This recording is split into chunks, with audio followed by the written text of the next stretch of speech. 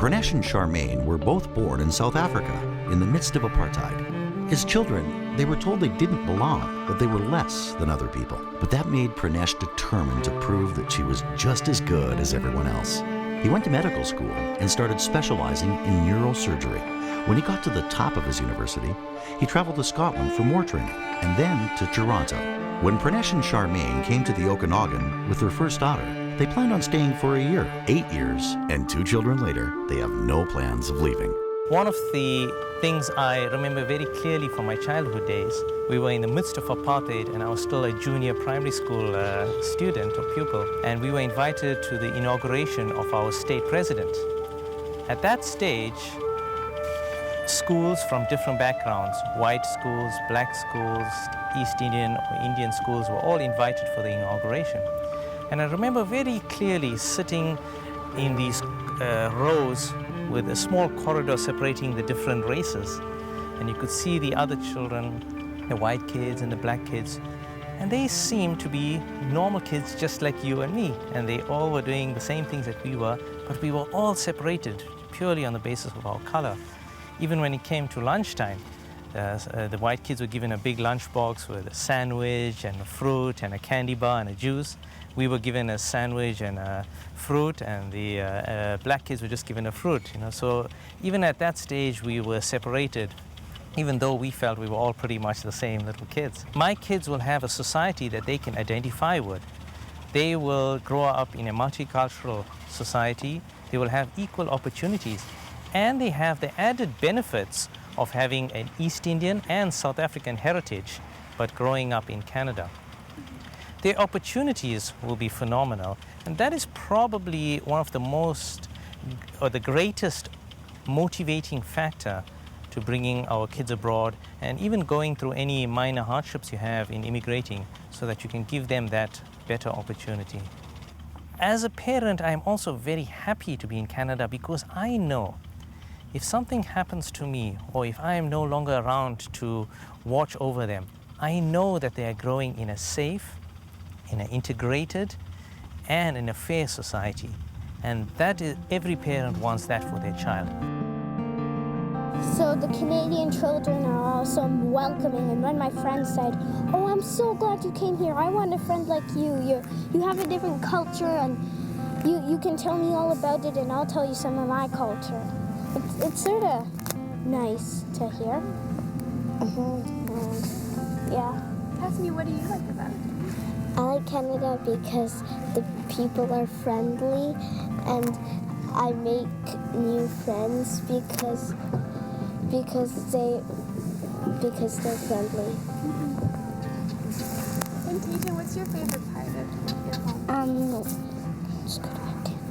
It's good about Canada. We always the snow falls every winter, but I don't like snow a lot. Just because of the driveway, it's so busy. But I like shoveling snow. But I like shoveling snow, and I like to use my dad's snow blower. I also like making snowmen. I also like making snowmans. Hindu tradition and culture is obviously very important to us. And having moved to a new country where the Indian community is fairly small, I tend to do my part at home in the sense that I try to instill in our kids the importance of prayer and teach them a little bit of our religion and our culture. And every year, around about October or November, we have a very auspicious Hindu festival called the Festival of Lights, which we celebrate in a big way. So I try to make that the all-important focus at that time for the kids. And we tend to explain the importance of that to them. And we buy special Eastern outfits. We all dress up in them. And I tend to do a lot of baking with traditional Hindu treats and sweetmeats. and we also do a little prayer at home. So I actually don't feel as though my kids are missing out on culture ever since we moved to Canada, because, like I said, I try to do my bit for them at home. And also it's good in a way that being in Canada, we sort of embrace the Canadian culture as well, because in South Africa, Thanksgiving is not celebrated at all, and Halloween as well. So those were the two new things that we had to sort of embrace and take in and educate ourselves with, you know, like, why do we have to do this, or why do Canadians celebrate this? But it's been fun. It's been a learning process for us all, because it's something new. And ever since the kids started school and they've come home with these ideas, oh, we should be doing this for Thanksgiving, and are we going to have that turkey and all of that, you know?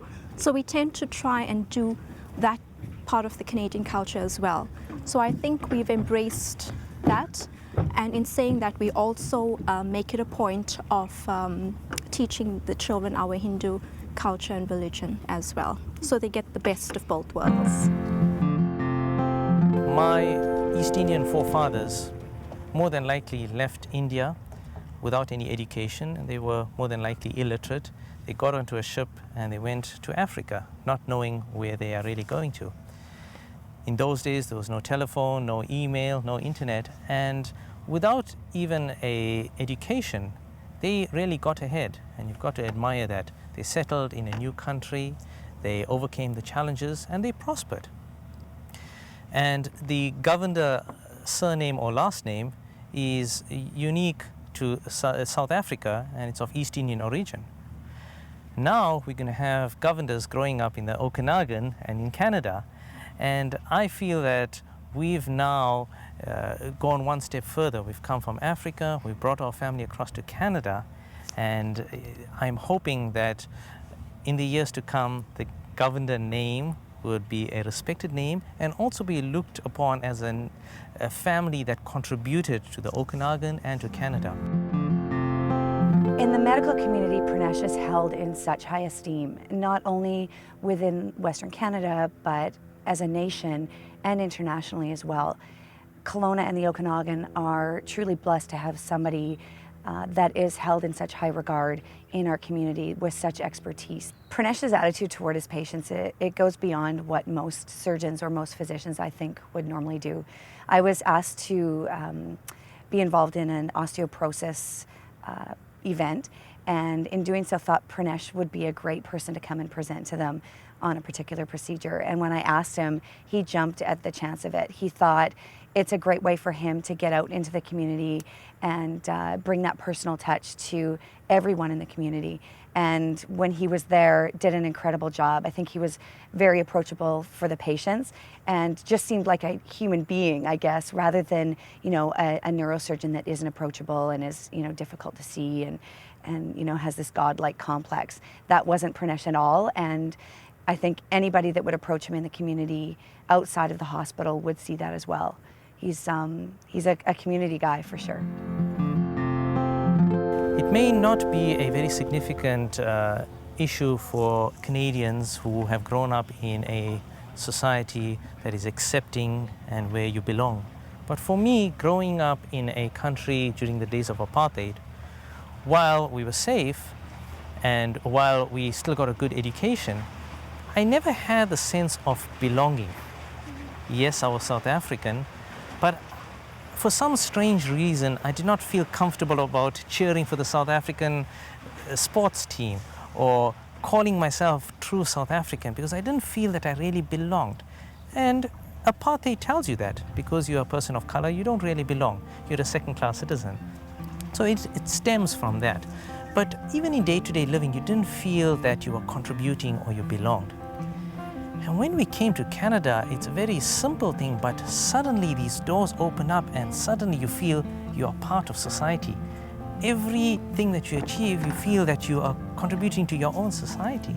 And we were off in Vancouver for the Winter Olympics, and we saw those athletes clutching the Canadian emblem and singing passionately the anthem. And my kids were doing the same thing. We all had our Canadian flags, we have our tattoos on our face, and we were singing the Canadian anthem.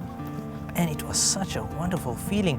I had this new sense in me, a new feeling, and it's a warm, fuzzy feeling you get inside you that I never experienced before. It's a very simple scenario, but it's such a special feeling.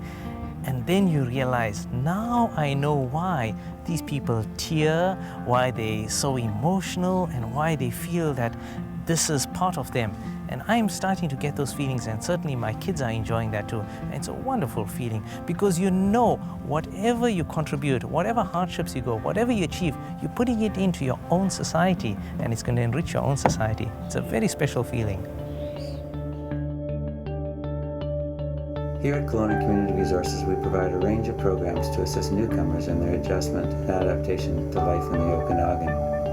Every day we see and hear of incredible stories, not only of adjustment and acceptance, but also of contribution to make Kelowna a better place for all its citizens. We know that these stories will continue to be lived by those that move to the Okanagan, contributing to our community, making a difference, not only in their and their children's lives, but in the broader community. I feel proud that they choose British Columbia as their new adopted home.